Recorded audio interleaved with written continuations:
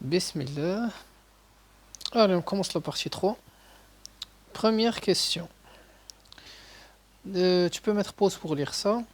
Première question te dit montrer que si f et g sont semblables, alors on a l'identité 1. Ça, c'est une question en fait à laquelle on a déjà répondu dans la partie d'avant. Ça, j'ai écrit déjà faite. On a montré cette égalité dans le cas où f et g sont semblables. Et on a un polynôme minimal scindé. Maintenant, question 2. On suppose dans cette question que f et g satisfont l'identité 1. Donc ça, c'est vrai. On va supposer que ça, c'est vrai.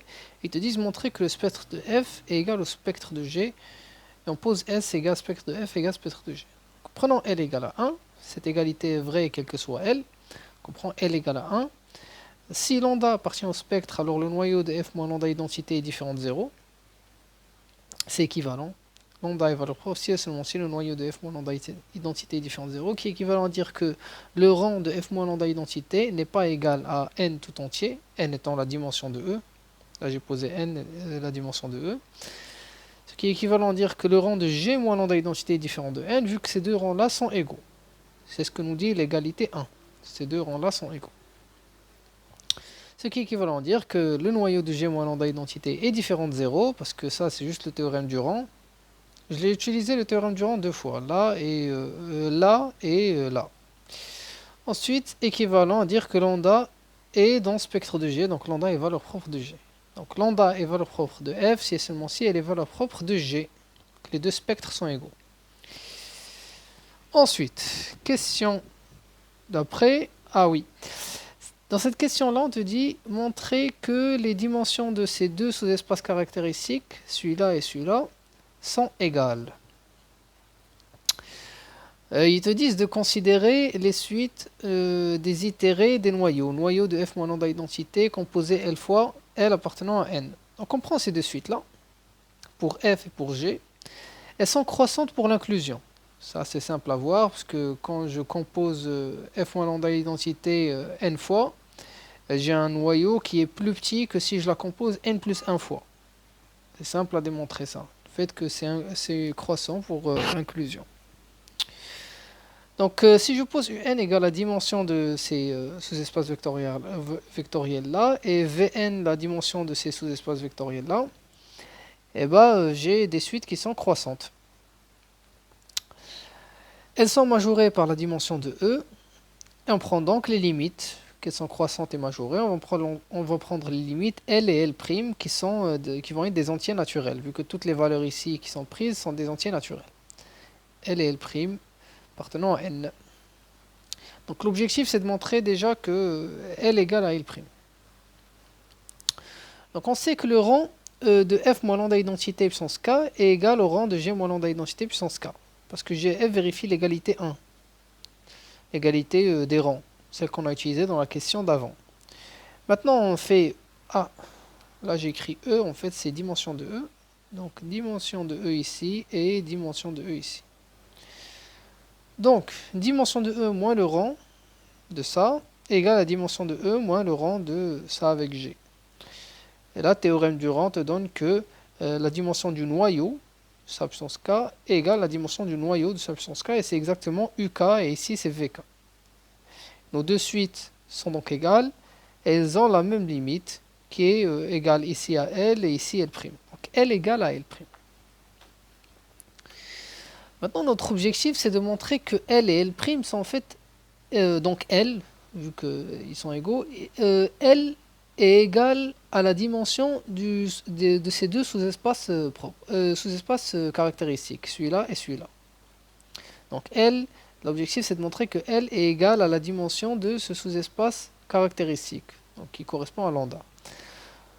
Et le sous-espace caractéristique, d'après un théorème du cours, sa dimension c'est la même, elle est égale à la multiplicité algébrique de lambda, c'est-à-dire à sa puissance dans le polynôme caractéristique.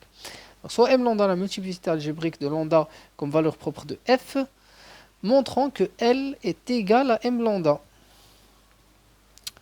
Allez, premièrement, on a L supérieur ou égal à m lambda. Pourquoi?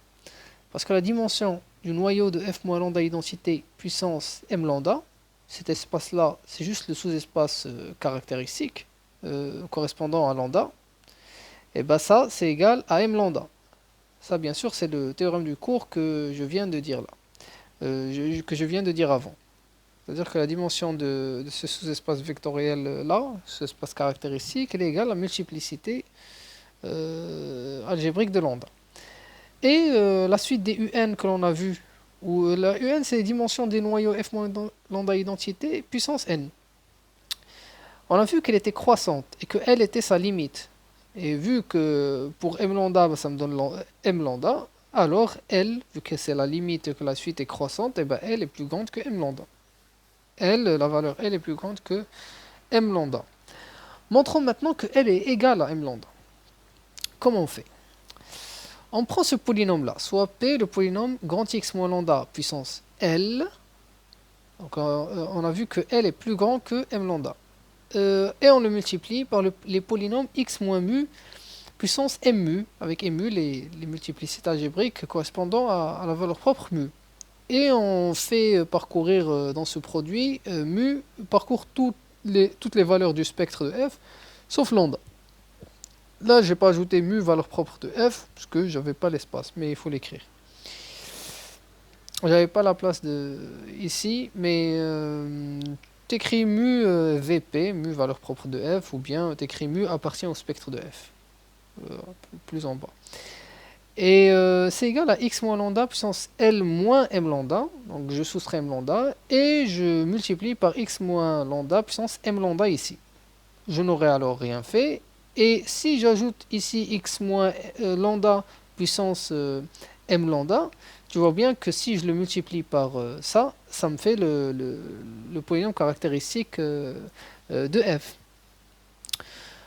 Voilà, donc P c'est tout simplement ce polynôme-là fois le polynôme caractéristique de f. Maintenant, si j'applique f à ce polynôme-là, P de f va être égal à f moins lambda identité puissance L moins m lambda fois le polynôme caractéristique de f appliqué à f qui est nul, vu que le polynôme caractéristique est un polynôme annulateur de f. Alors, maintenant, en plus, on sait que x, donc ce polynôme-là est annulateur de f. Mais en plus, on sait que x moins lambda puissance L, union les x moins mu puissance m mu, tout cet ensemble-là contient des polynômes qui sont premiers entre eux. Ils sont premiers entre eux, pourquoi? Parce qu'ils sont tous scindés, déjà. Ils sont tous scindés, et ils n'ont pas de racine commune. Ils sont tous scindés, ils n'ont pas de racine commune. Donc, s'il y avait un diviseur, eh ben, s'il y a un diviseur, on trouvera une racine commune à deux de ces polynômes-là. Donc, tous ces polynômes-là sont premiers entre eux, 2 à 2. Là, il fallait ajouter son 2 à 2 premiers entre eux. Ce sont des polynômes 2 à 2 premiers entre eux, car ils sont scindés et n'ont aucune racine commune. Voilà. Donc, oui, voilà. Donc, pourquoi j'ai dit ça? Parce que ça, c'est les conditions pour qu'on puisse utiliser le théorème de décomposition des noyaux. Voilà, donc on l'utilise. Qu'est-ce que ça nous donne? Ça nous donne que la dimension du noyau de... Là, je n'ai pas tout écrit. La dimension du noyau de f moins lambda identité puissance L, plus la somme des dimensions des noyaux de f moins mu identité puissance m mu, qui en fait, cet espace-là, c'est le sous-espace caractéristique associé à la valeur propre mu. Et je fais la somme sur toutes les valeurs propres, sauf lambda, égale à dimension de E. Vu que dimension de E, bah, c'est le noyau de l'application nulle. Noyau de l'application nulle. Voilà, donc ça implique que la dimension de f moins lambda identité puissance L, donc ça, égale la dimension de E moins la somme des dimensions des sous-espaces caractéristiques associés à toutes les valeurs propres sauf lambda. Et ça, c'est exactement la dimension du sous-espace caractéristique associé à lambda, parce que on a vu tout à l'heure dans la question, dans une des questions, j'avais mentionné que les sous-espaces caractéristiques sont sommes directes.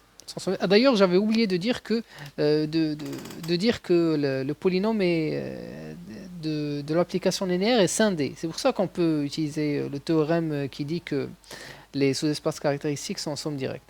Ça marche que quand l'endomorphisme possède un polynôme caractéristique, polynôme minimal qui est scindé. Voilà, donc fallait le dire. Le polynôme minimal est scindé. En tout cas,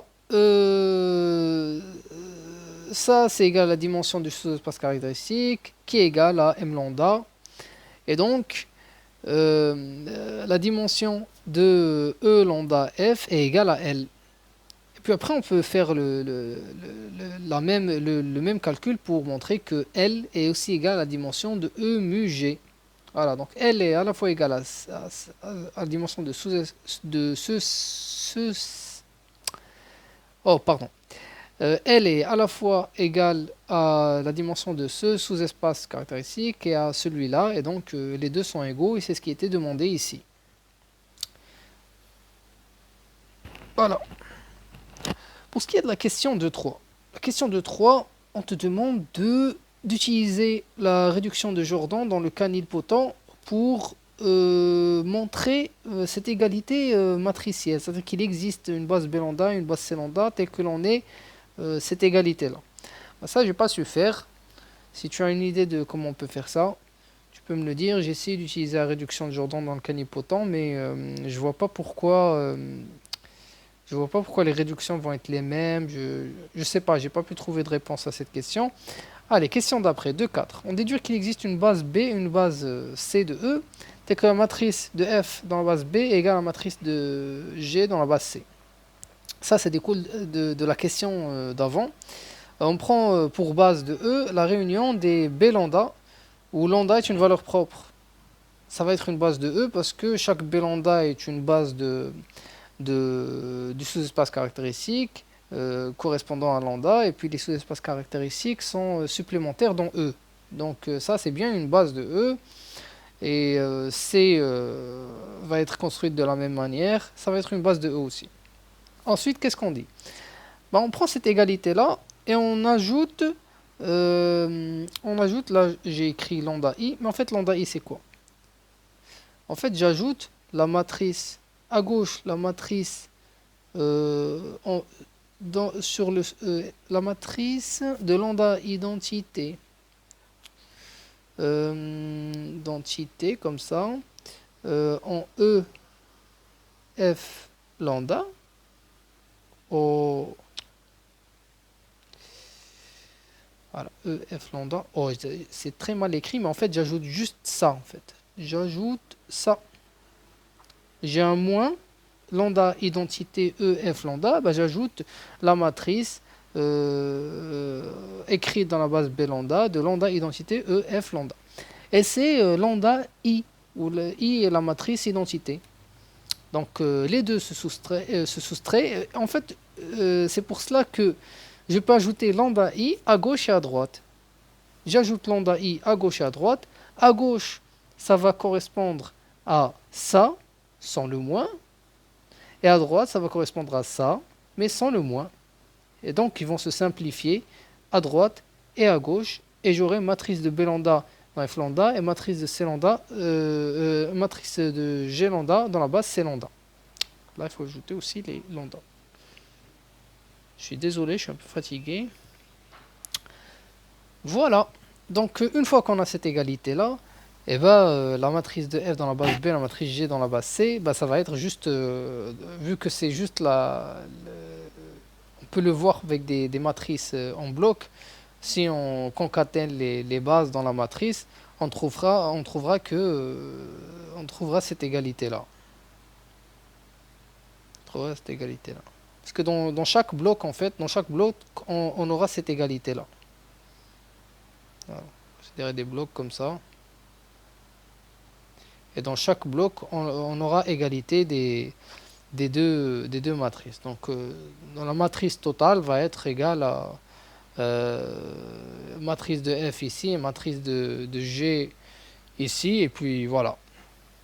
C'est très simple à voir. Il faut juste faire un dessin. Après, question d'après, qu'est-ce qu'on a?